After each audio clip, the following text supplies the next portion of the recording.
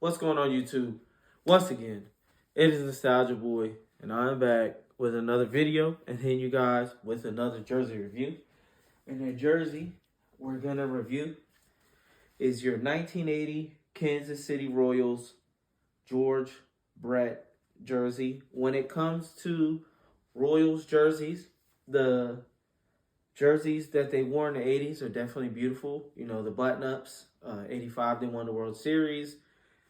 They also had Bo Jackson. You got the 89 All-Star game. So there are some beautiful Royals jerseys. But I really love the Royals pullovers.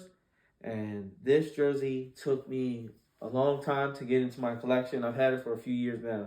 But I was definitely glad and happy to get this in my collection. The only thing I need to get is the Road Powder Blue. Road Powder Blue pullover, so I could complete this set. If you don't know who George Brett is, give you a little bit of a rundown. He is in the Hall of Fame. He is also, one of the greatest Royals of all time. He has the second most hits for a third baseman. Adrian Beltre is the only third baseman that has more hits than he does. He is one of 5 players that has over 3,000 hits, 300 home runs, and his career batting average is over 300. Now, let's talk about the 1980 season. 1980 was one of his best statistical seasons. 1980, he did win the AL MVP. He batted .390, which was the closest to Ted Williams, 400 back in, 1941, but he was beat out by Tony Gwynn when Tony Gwynn batted .394. He also appeared in 117 games and had 118 RBIs. So he was the first player in 30 years, 30 seasons to actually have an RBI per game, essentially. So yeah, the Royals also went to the World Series that year, but they did lose to the Fighting Phils. They lost 4-2, but they had a hell of a run, and eventually they would make it back, I think, a few times. But I know in 85, they did win the World Series. So definitely glad to have this beautiful jersey in my collection. I love the font of the Royals on the chest, and I just really like the pullover. You got the Royals logo here on the side. It is stitched on, and then the part, the logo is embroidered on the patch.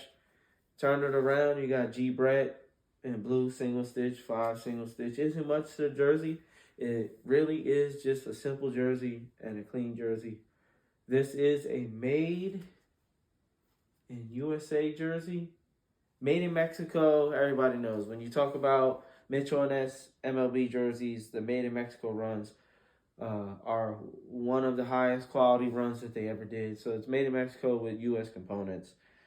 So definitely a clean jersey and a dope jersey to have in collection. Let's get a closer look. Old school.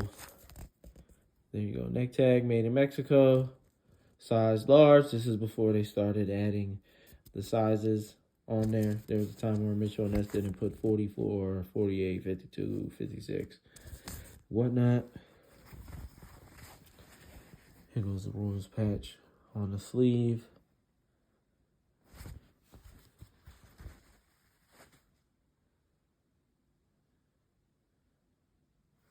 I just really like that font on the front of the jersey. And then when it comes to the powder blue, it is not written in cursive. It's more like a block font. And it just says Kansas City. So it's a dope contrast between the home and the road jerseys. Old school jock tag. 1980. Turn it around.